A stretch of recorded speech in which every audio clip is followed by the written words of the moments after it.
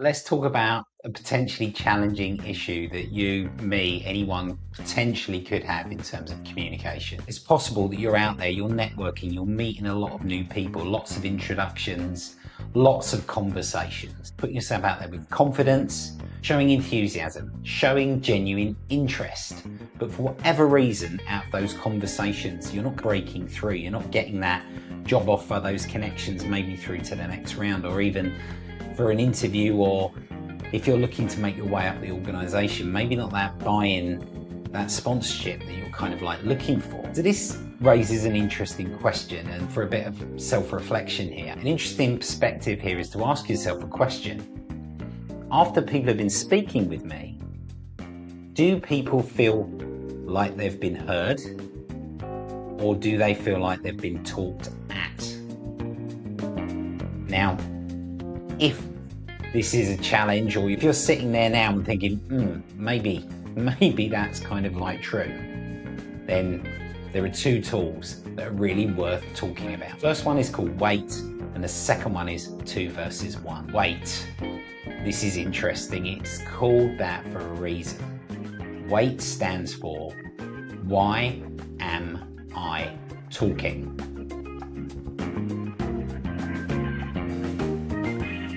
Are you talking to make sure that people understand you, or are you talking to build a genuine connection, showing genuine interest? Are you filling a gap? Are you mumbling over your words, or are you just being a bit too forceful, a bit too pushy?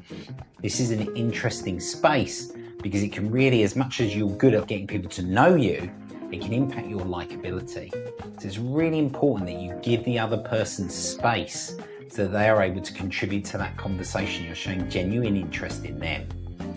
So if you think of that acronym WAIT, and you think, actually, maybe I should stop talking, maybe you should. It'd be interesting to use that tool to experiment to see if your messaging and your connection lasts and lands better. The second tool here is 2 versus 1. This is a really timely reminder from nature that we have 2 eyes, 2 ears, and only 1 mouth. Communication is very much around building a connection. Words and what we say is part of that. The ability to read the other person, to understand their body language, to include them in the conversation and in the journey is really important. So if you use your eyes and we use our ears, we can often pick up tells and include people on that journey, rather than just talk.